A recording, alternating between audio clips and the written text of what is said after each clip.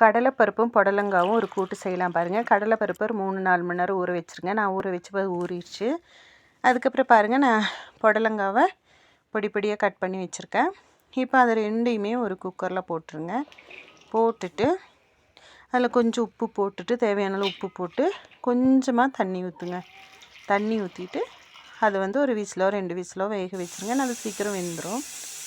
அப்புறம் வானலியில் என்ன பண்ணுறீங்க அப்படின்னா, எண்ணெய் ஊற்றிட்டு நான் தேங்காய் எண்ணெய் ஊற்றுறேன், டேஸ்ட்டாக இருக்கும். அதில் கடுகு போட்டுருங்க. பெரிய வெங்காயம், கருவேப்பிலை போட்டு நல்லா வதக்கிடுங்க. அது வதங்கிறதுக்குள்ளே நம்ம என்ன பண்ணலான்னா, தேங்காய், ஜீரகம், பூண்டு, மஞ்சத்தூள் இதை போட்டு ஃபஸ்ட்டு ஒரு டைம் நல்லா அரைச்சிருங்க.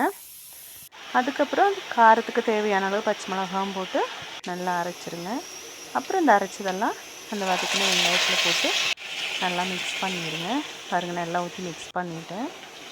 அதுக்கப்புறம் தேவையான அளவு உப்பும் கொஞ்சம் அதில் போட்டுட்டு நம்ம வேக வச்சுருக்கோம்ல, அதையும் இதில் கொட்டிடுங்க. இப்போ பாருங்கள், சூப்பரான கடலைப்பருப்பு புடலங்காய் கூட்டு ரெடி ஆகிடுச்சு. நீங்களும் இதே மாதிரி ட்ரை பண்ணுங்கள், ரொம்ப நல்லாயிருக்கும். சேனலை சப்ஸ்கிரைப் பண்ணுங்கள்.